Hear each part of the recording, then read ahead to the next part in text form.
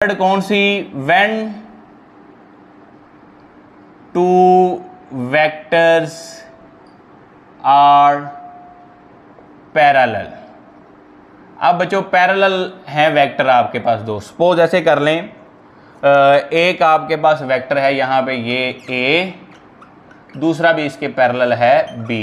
जब बच्चों vector parallel होते हैं तो उनके दरमियान एंगल 0 डिग्री होता है, ये बात याद रखनी, ये बोलनी नहीं आपने। अब इसको लिख भी लें, व्हेन टू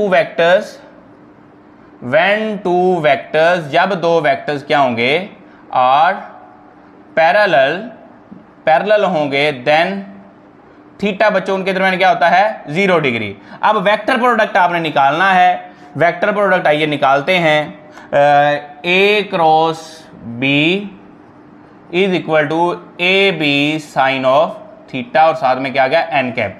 अब बच्चों आप थीटा क्या पुट करेंगे, 0 degree, A cross B is equal to A B sine of 0। Sine 0 पे बच्चों वैल्यू क्या होती है बताएं, साइन 90 पे तो आपकी वैल्यू थी किधर की 1, साइन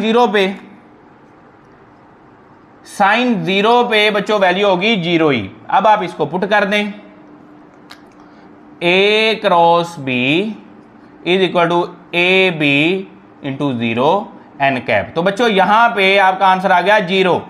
क्या आप इसको 0 कहेंगे, बल्कि नहीं बच्चों, आप इसको कहेंगे कि हमारा आंसर जो आया है वो आया है नल वेक्टर। क्या आया है, नल वेक्टर, या आप इस तरह बोल्ड करके भी लिख सकते हैं। तो जब दो वेक्टर्स पैरेलल होंगे तो आपका आंसर, आपका वेक्टर प्रोडक्ट बच्चों क्या होगा, नल वेक्टर। आप यहां पे रिजल्ट भी मेंशन कर लें, रिजल्ट इसका लिख लें कि vector product of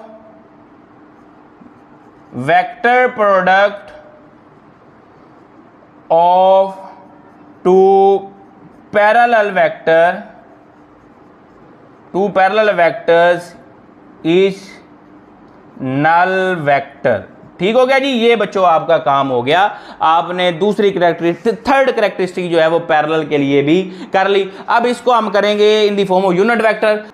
in the form of unit vector के लिए बच्चों आप जानते हैं यहां पे बड़ी अच्छी तरह से कि एक्स एक्सिस में यूनिट वेक्टर जो होता है वो आई होता है, वाई में जे और जी में क्या होता है, के होता है। इसको मेंशन कर लें, आई जे और के।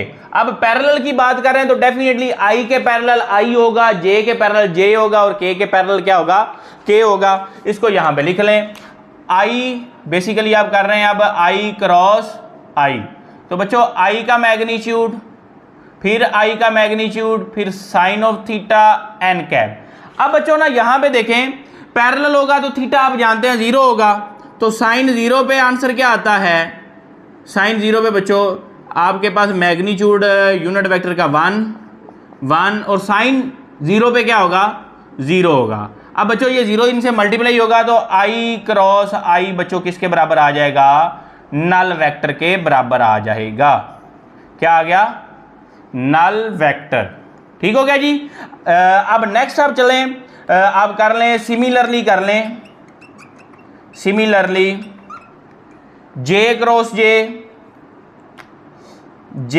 क्रॉस जे, इसका आंसर भी क्या आएगा, नल वेक्टर। और इसी तरह के क्रॉस के, इसका आंसर भी क्या आएगा, नल वेक्टर।